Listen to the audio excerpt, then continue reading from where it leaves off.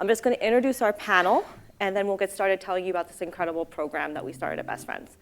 So this is Melissa Jones. She's our community engagement manager for the East Coast Life Saving Program, and she's the manager who oversees our satellite foster program. And then Sherry Plemons, our sweet Georgia peach. She's gonna kill me that I'm saying all these things.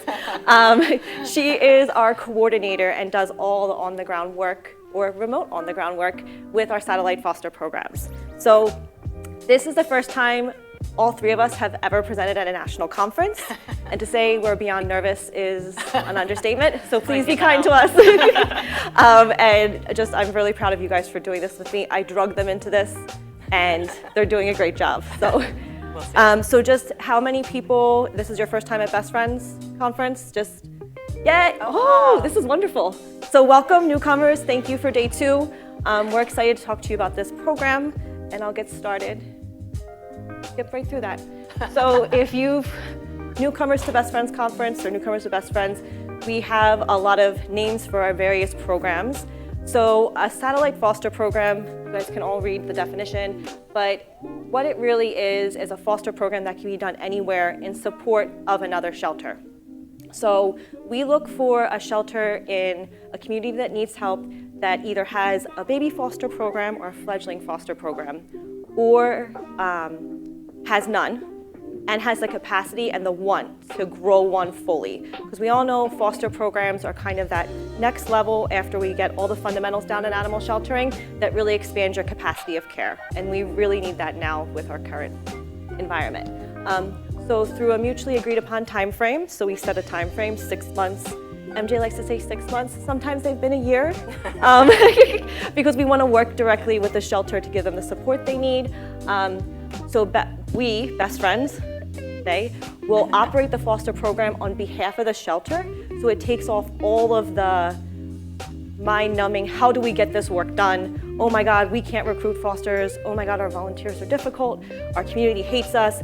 No, let's alleviate you of all those fears. We're gonna come and set this up for you. The hardest part of a new foster program is the lift. For anyone who started a foster program, right, that's the hardest part. So we do the hard part, and then we will transition it back to the shelter with all of the technology and the marketing plans and the volunteer recruitment and the volunteer database, train the shelter staff how to do this, and then move on to the next one. So we've done 10, or currently have 10 together. 2 are still running. Of the 8, not great at math, all of them are still having fully functioning foster programs. So, which is a great success. This program is 2 years old, and we really find this to be valuable. So if we kind of harken back to what Mark was saying this morning about collaboration and sharing knowledge, and what Francis said the first day was the pie is big enough for all of us. We want to have other people do this program as well. And you may say, well, Best Friends, highly resourced organization, how do we do this? Well, there's a grant session right after this, so get a friend to stand outside for you. But this is also an incredible funding opportunity because it shows direct collaboration. You can do this program close to your local shelter or far, and there's examples of that within the room in Georgia. So I'll get to them, but let me talk to you about how this program started and why this is really important to my heart. So I was originally the senior program manager for the New York City Life Saving Center, which is in Manhattan, so Soho, beautiful building. And in 2020, we closed our doors to the public, but continued to operate because of COVID. And if anyone's from the Northeast or New York area, you know that COVID changed how we did our work. And it was more restrictive in New York or cities like Los Angeles than other parts of the community. So what happened? What happened is that our fosters left New York City with their foster animals.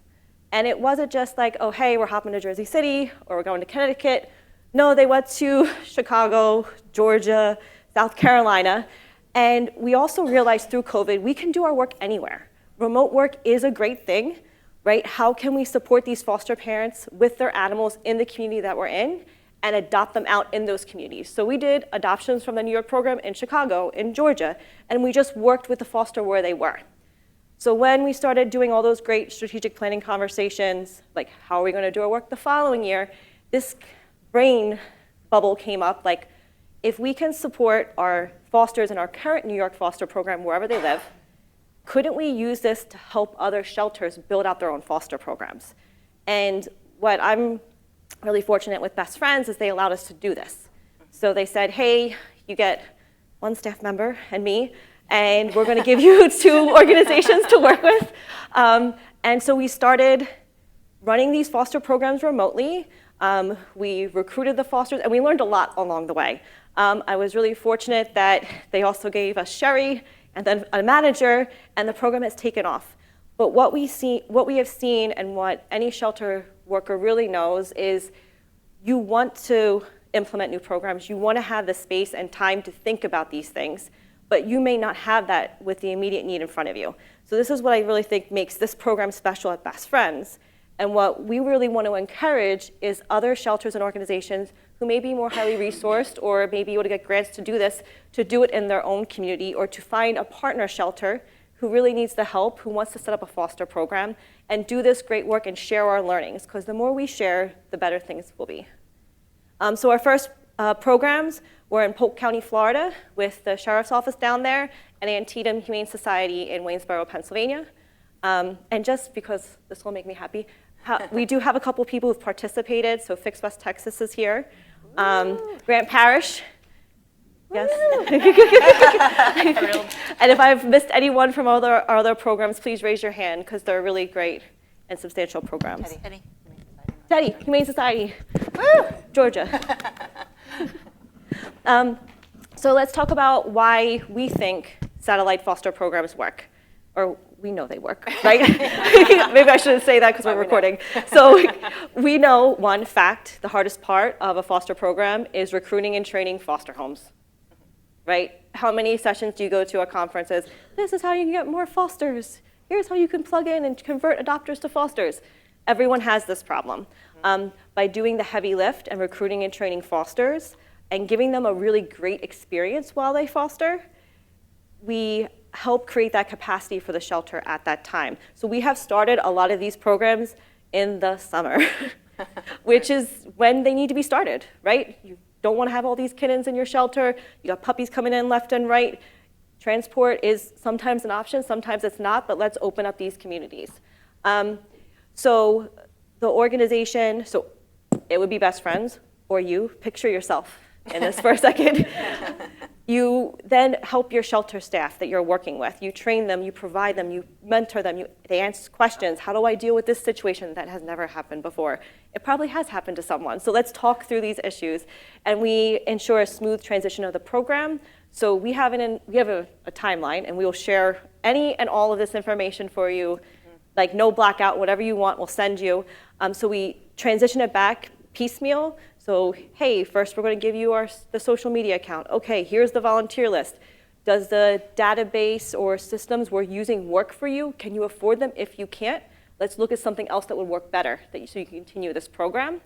And then after we fully transition the program back to the shelter, we also provide post-satellite foster support. And we'll answer questions at any time or connect them to another satellite foster program who can also help them. So this is a big question for us. How do you know if a shelter is ready to start a foster program? And this is the criteria we use, sometimes, Fairleigh Rodriguez. Fairleigh was my boss, and so he would pick really interesting programs. So we look to have basic life-saving programs in place. So ideally, they should be doing some type of adoption, right? Bar's low.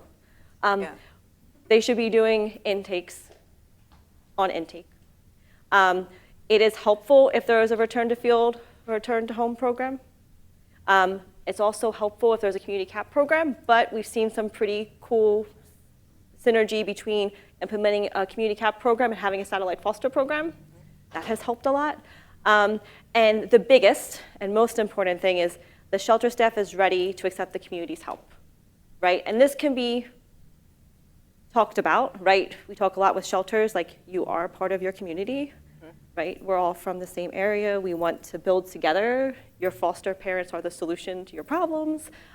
So we do all of those good, feel-good conversations with them. But this is generally what we start with. If we see a shelter who maybe needs assistance with general cleaning practices, right? Maybe they don't have the staff at this time to do this. We may want to start with another program first as a Best Friends program, then having them start a foster program. So we do want them to gear up for this, that they're ready to take that next step in life-saving. All right, so now I'm going to turn this over to MJ. Hey, all right.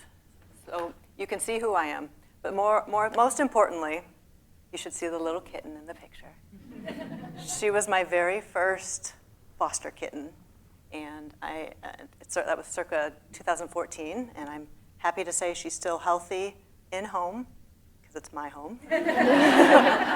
So foster failing's real, but I've successfully fostered and given back others.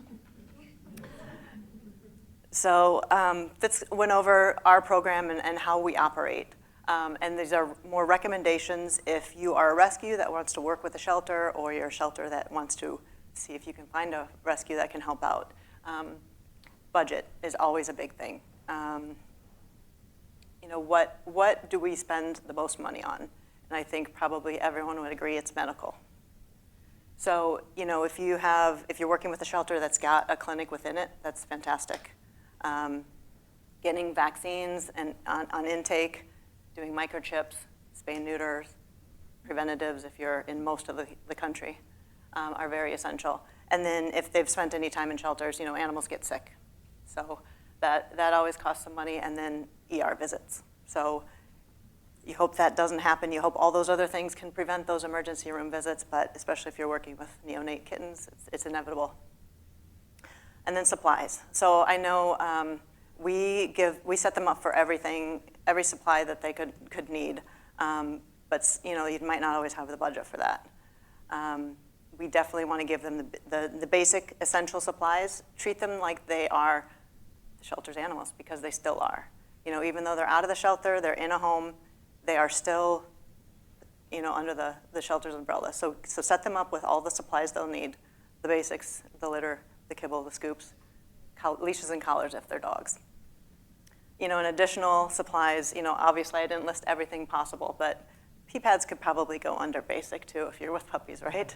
But if you invest in crates, dog crates, your fosters will crate train that dog, which makes it more adoptable. So it's an investment on the front end, but in the long run, it will be worth it.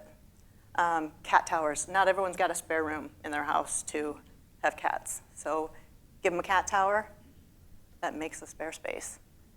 Startup expenses are also software and marketing. So software is something that I don't necessarily enjoy. I don't know a lot about, but you need ways to keep track of your animals, your fosters, when they need their medical. And then marketing. So got some marketing people in the audience. It's not like the Field of Dreams where if you build it, they will come. You need to let them know about it. And then events and promotions. Even if you can find local business partners that will host adoption events for you, there's still an expense that you incur with having those events, whether it be the cages to transport them to and from the events and things like that. And promotions is another one. If you are, if you rely on those adoptions costs or fees to pay for your costs, and you do promotions, you got to factor that in if you do fee waived or reduced fee promotions. So kind of factor that in. The nuts and bolts, the software, the boring part. You need this kind of stuff to keep track of your intakes. Did you vaccinate? When did you vaccinate? When do they need to be revaccinated? Their medical records. If they've been on any kind of medication, because you need to give those to your foster homes, and you need to make sure that they're getting the right dosage and things like that. And then the outcomes to process hopefully all adoptions. And then to manage your spay, neuter, and vaccine appointments, and then the foster homes. So you want to know who's available, who can take what, and how to get a hold of them. And then communication is crucial, in life in general, but definitely if you're partnering with a shelter, you need to communicate with them. You need to have a way that works for them and that works for you, and then also communicating with your foster homes. We find that text messaging is the best and most efficient way to relate. I mean, to people in general these days, right? Nobody likes as much interpersonal communication post-COVID. So text messaging, we have a system called Avocado that we use, but they have others that are on the computer. You can type text messages from the computer. You can receive text messages. You can send pictures. So something like that is very nice to have. And I definitely would not recommend, if you have a personal cell phone, to give that out. You need to set up some boundaries for yourself, separation. And then have a designated email so they can reach out to you and it's a foster that's trying to reach out to you. Also an emergency line, especially if you're doing neonate kittens, because no matter all the preventatives and all the care you give them in the front end, they're a delicate group of individual animals. And then you can also do that with a vet partnership. If you can find one in your local community that supports you and that can triage the animals for you, that's even better. And humans. You need the humans. Once you get all that boring stuff, you get to recruit the humans. And of course, the foster homes, they're all volunteers. If they can't foster, maybe they'll be willing to transport for you, transport to these off-site adoption events, or pick up animals from the vet, or take them to the vet. And then this is one we utilize a ton, remote data entry. And if I might point out our wonderful data entry volunteer. Lisa! We could not have the capacity in our program to do nearly as many animals as we do if it wasn't for help from Lisa and the people that she helps train for us. So thank you, Lisa. Find a Lisa. Find a Lisa. And then off-site adoption events as well. So, as Fitz mentioned, Georgia Peach here lives in Georgia. She worked with Louisiana over there, and Grant Parish, Louisiana, and we didn't know anybody. So she got to know some people. She asked them if they'd be willing to help out, take to adoption events, and they did. And now they're starting a 501c3 to help support their shelter. So, I mean, I know, it's pretty awesome. Volunteers are amazing. We can't do our work without them. Also, social media. That's very time consuming. Sometimes people are good at it, sometimes you're not. If you're not, give them the information and let them post for you. And then you can also have them respond to calls and emails. Community engagement I'll talk about on the next one. Recruit help. Okay, so you have this program, you've built it up, you're ready to take in animals. How do you get people? Marketing is crucial. Social media is a free way to market in most cases. You can also do boosted posts, and that will help target people who maybe they don't follow your organization, but they love animals because they've clicked on something, and the Facebook gods know.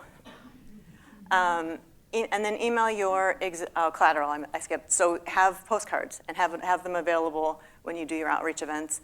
Have them at local businesses. A lot of people will give them out for you. So just make sure you have that with all your crucial information so they can get a hold of you and they can sign up. Email your existing database. Shelters and rescues, you all have information on who you've adopted to, who's donated to you. Email them and say you're starting this program and you need some help. If they can't foster, ask them to pass along your message. Press release. Press is gonna reach an audience that might not know you exist or might not follow you. So it's gonna send it out to everyone in your community. So press releases are crucial.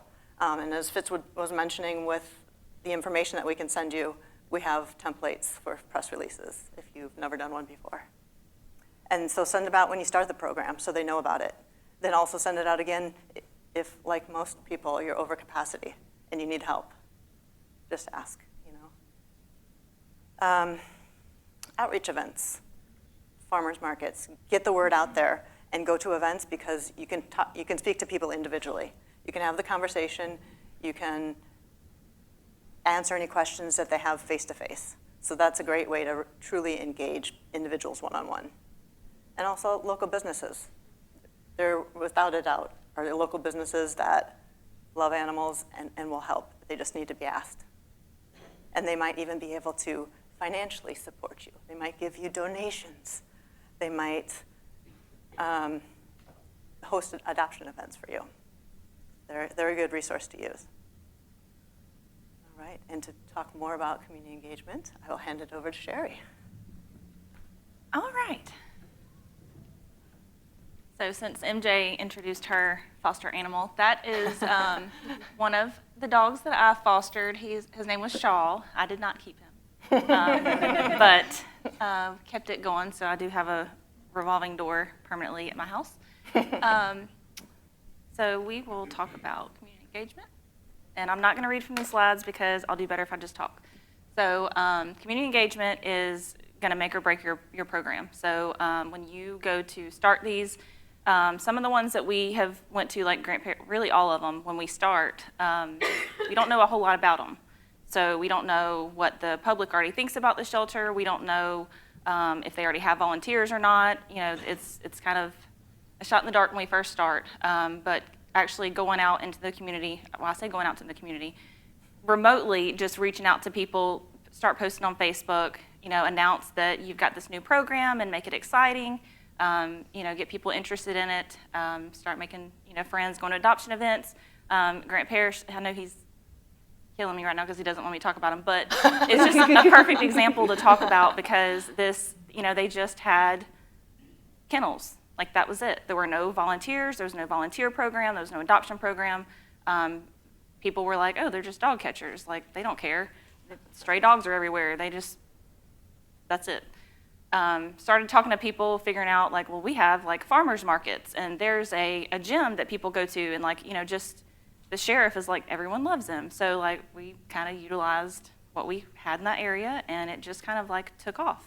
And come to find out like they have an awesome community. Like we were thinking it's just this, you know, middle of nowhere. There's not even like a red light. Is that right? There's not a red light. No red lights. But, you know, they have an awesome community that shows up. I mean, it's like 30 minutes to get into town. So I was like, how am I going to find someone that's going to be willing to come pick up a dog behind a jail? So, like, that's the other thing. The kennels are behind it. It's a doggy jail, too. So finding someone to go pick up a dog behind a jail, take them 30 minutes into town, like, to the vet, like, I was like, how am I going to do that? But we did. And now it's crazy because they have grown so much and they have this huge program that they're so passionate.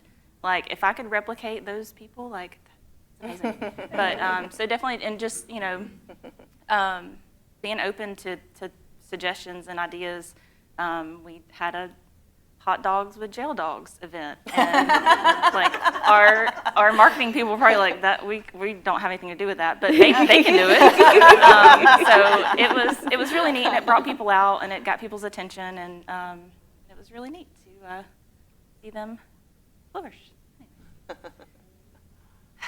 Foster recruitment, how to build your support team. So this kind of ties into the community engagement part 2, but really going to where the people are. So when we first started, and I didn't know, so I was like, hey, here's a local, I can't remember where we went. But anyways, we had a event somewhere, and like no one came.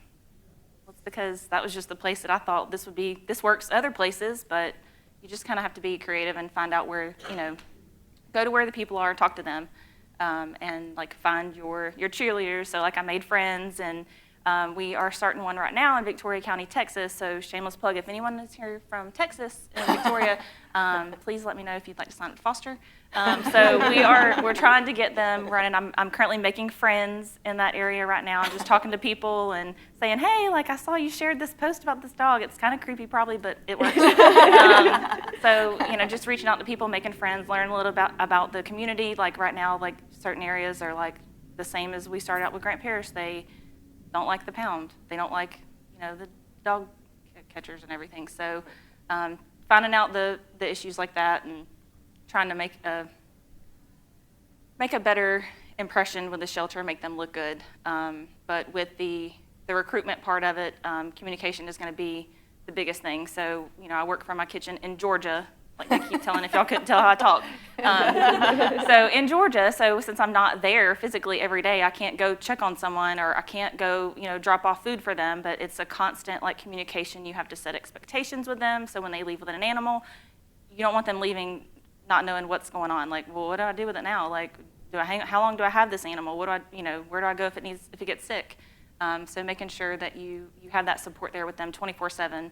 And it's also sets an expectation too. So whenever you're helping your shelter and you do this with other ones, you want to make sure they know, like, hey, shelter staff, like you're going to want to make sure you communicate with these fosters the same way, and this is what they're going to expect. And Chance does that now. But anyway, so that is part of that, and incentivizing it too. So we have another shelter in New Jersey, and they incentivize it. So they're like, hey, we might spend $25 on a gift card, but if we get someone to say, like, hey, if you sign up to foster today and you take home an animal in the next 2 weeks, we'll put you in a drawing for a $25 gift card. And they'll do like a Chewy gift card so they can use it for their animal. So it's kind of works in, that way. Keeping your foster volunteers. This goes back to setting clear expectations, making sure that they know what to expect whenever they take an animal home. And being there to support them. You want to make it easy for them. So with us being remote, we don't always, like I said, have a place. We try to do it at the shelter, so we keep the supplies there, have them go pick up. If they need something, they can go grab it and just let us know. But sometimes, we do have those situations where we have to send them something. But, just making sure that you keep them engaged and show them that you appreciate them, because a lot of times, even with shelter staff, whenever a dog leaves or a cat leaves, it's gone. So you don't see it again and you don't think about it. But as long as you have software, and we also, we'll do foster report cards for all of our animals. So every 2 weeks, when we know we have one, we'll send an automated report card that just says, hey, how's Scruffy doing in the home? Do you have any new pictures? It's all automated, but it comes right back to us. And then we use that information for the adoption profiles to help them get adopted. And they, like I said, the fosters will, a lot of times, especially for kittens, find their own adopters, but especially for dogs, it's very important to get that information and just always communicate with them, always, and show them appreciation. So Catawba in North Carolina was another program that we did, and they were really good about communicating with their fosters. Like their shelter staff was just very supportive of them. They had it in place where they needed to call someone in the middle of the night because their kitten sneezed, like it wasn't an emergency, but to them, a first-time foster giver, it's important. They're like, well, what's wrong with it? They just don't know. So making sure that they have that training and support and things like that. We have a Trello board that we use. It's a foster resource board. Carrie actually made it, and it's amazing. So we'll send all that out to y'all as well. But it's very pretty, and it's got everything you could ever know, like you need to know about fostering and animals. So, So we're not done just yet. I know. I'm I'm trying to get Wait, I'm not yet here off.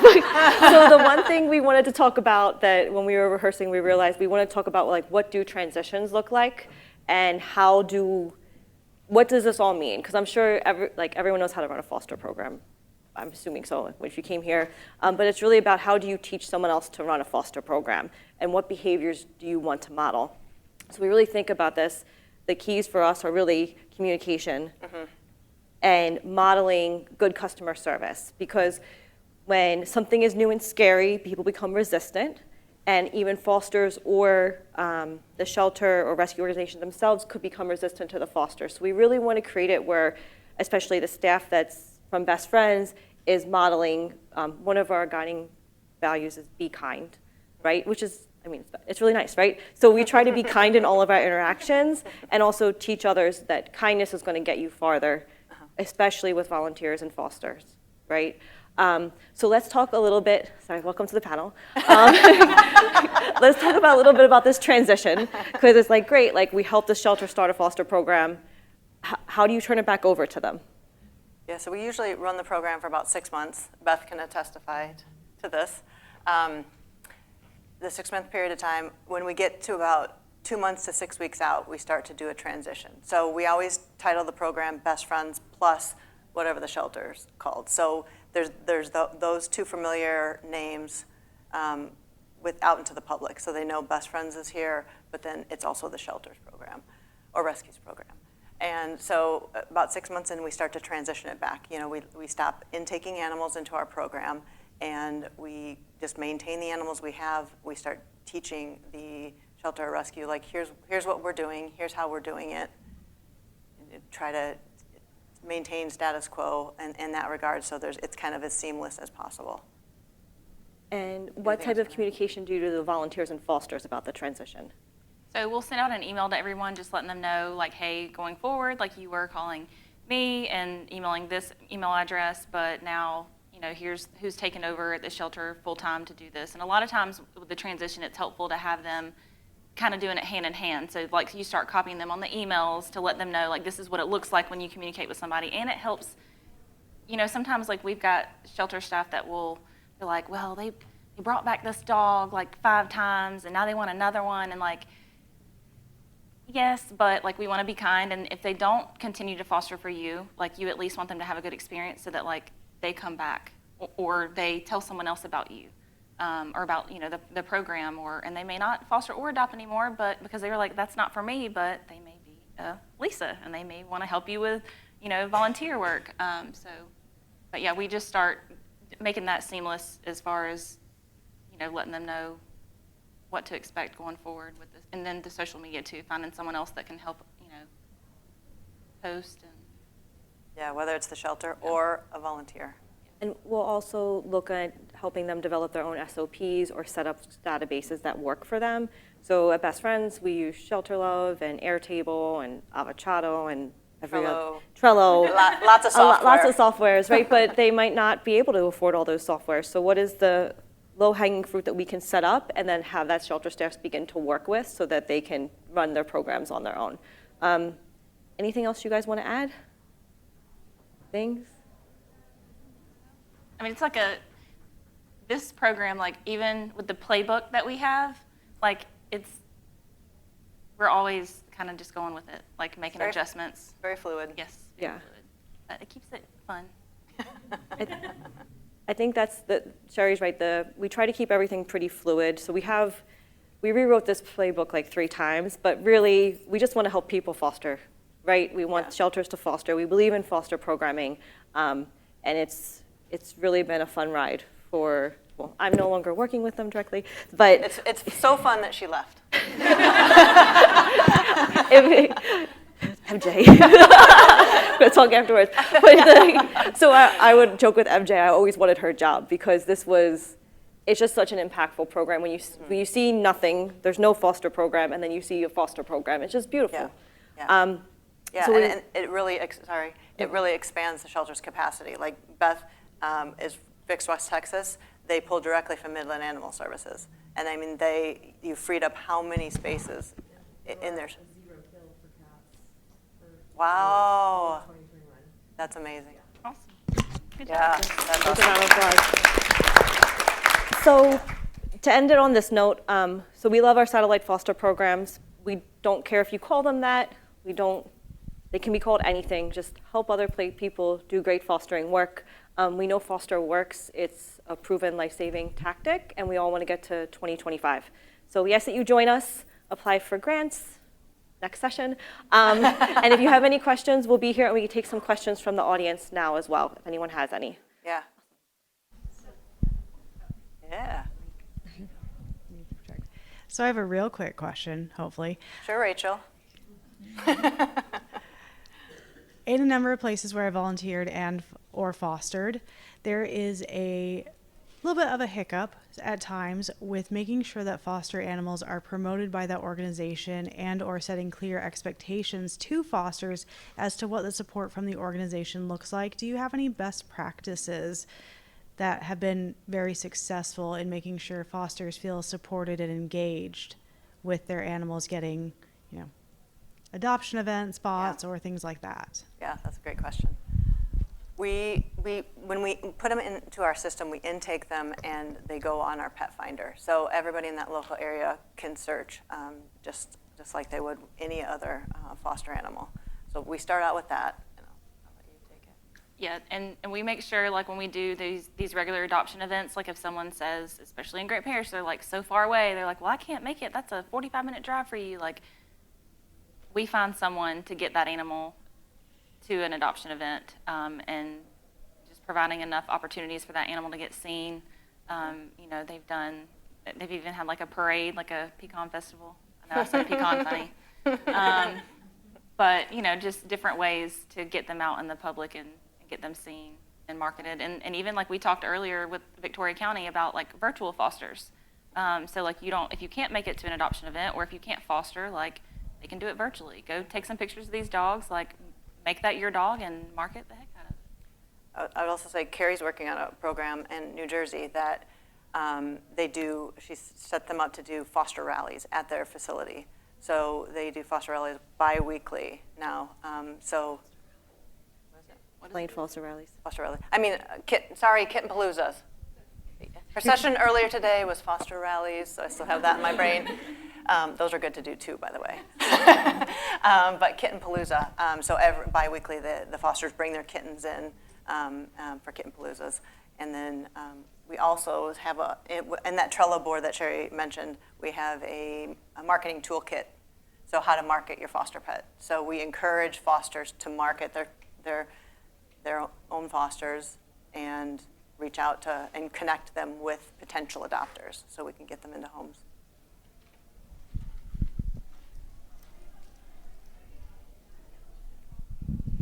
Hi, everyone. Thank you so much. My name is Allie, and I was a foster coordinator at Bark Animal Shelter for 3 years. And I was going insane because I really think that there's no tool out there that really helps foster coordinators do our job. So I decided to create one. It's called Foster Keeper, and I would love to connect with you all. It is the first online dashboard made for foster coordinators by a foster coordinator, and we connect to Shelter Love, Pet Points, and Chameleon. So I'm here. I'm Houston based. And yeah, I'm very passionate about fostering. I think it's one of the most difficult yet appreciated areas of our profession. It's also one of the most emotionally heavy, stressful, and where I have seen in talking to several clients of mine, the highest overturn of people. So I am here for you, and yeah, it's Foster Keeper. Thank you. Oh, Nope.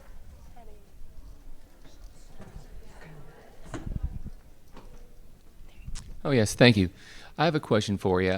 We've talked about doing a fostering at our municipal shelter. The problem is the county manager was concerned about being liability and being a litigious society. Do you carry insurance separate from what the county does, or have you? Where is our lawyer? yeah. So we have had, if you want to talk afterwards, I've dealt with municipal shelters with liability questions. It really depends, and it depends how close they're reading things and what their concern for risk is.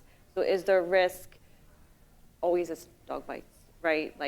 Or is it something else? And then it's also alleviating those things through a foster agreement that you would have the city lawyers review, and then strictly holding your fosters accountable for whatever happens if they're violating any of the rules that you agreed upon in the foster agreement. So that's how I've gotten around it in some of the municipalities. Okay. And I was going to add too, so I'm not going to call them out, but we had a foster program that it started as a foster program just for transport only, but they did not want to, they didn't want to adopt out animals because they were worried about the liability. They were worried about certain dogs going into foster homes because of, what if it bites someone? But I guess it's in the way that you ask them and also how you set up the foster. You let them know, like, this dog's going to need time to decompress. Like, you're going to need to set them up with, like, we have a foster mentor, which is also Lisa. And See? she You need a Lisa. it is, but she's like my favorite, so I gotta give her credit. But yeah, and just letting them know that, like, you will do everything in your power to, like, make sure that it goes smoothly and have everything set up so that doesn't happen. We also do have them sign a waiver that has the legalese in it that we're happy to share if you'd like that. And can I add to that? So Yeah. with our program, we pull from our local shelter, but the animals are like under our care as a nonprofit. Sorry. So they're under like our care as a nonprofit. So yes. Well, I was just adding on to that. Like, all of the animals we pull for foster are from our local shelter, but they go under, like, we're the placement partner. So the liability lies on us as the nonprofit, and then you can just bypass the city and all of their legal jargon without that. So if you have like local rescue or local nonprofit, we pull for a lot of people in other places, but like, we make sure they get spayed and neutered and vaccinated. We take care of all of that. But they're shelter pets in our foster program, if that makes sense. So it might just help with the legal relief, so the city doesn't have to take on the liability. Make friends with your local shelter. Yes. Or your local rescue, sorry. Yeah.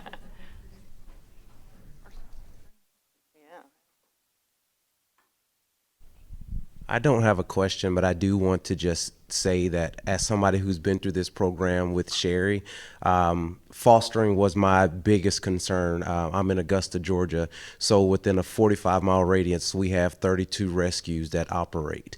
And so finding fosters was tough, but under the guidance of Sherry and just building relationships and connections, I was able to partner with our local military base, Fort Gordon. So we have a revolving door of fosters. So anytime we have a foster that's needing emergency care, I can call the property manager out at Fort Gordon, and we are able to bring as many animals as we want to out there. And then we also just partnered with a vet in Rogers, or Thompson, Rogers Veterinarian. They actually will house our pets once a foster is going on vacation or anything like that. They will house all of our pets that are in foster care free of charge. And so the program works. And so, Sherry, I know it's been a couple of weeks or months since we've talked, but I did want to say thank you for all that guidance and stuff. Yay!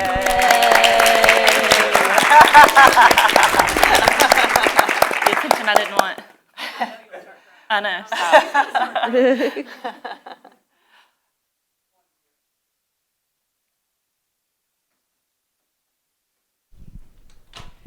So when you're transitioning the program back to the shelter, who specifically is taking over? Like, are you transitioning it to a foster coordinator? Ideally, but And not so, always. like, what is that person doing in the meantime, I guess? They're working directly with one of our coordinators. So we identify that person, or we work with the shelter to identify that person from the beginning and say, who are they going to transition this back to? So they're working together. They're identifying the animals to go into foster.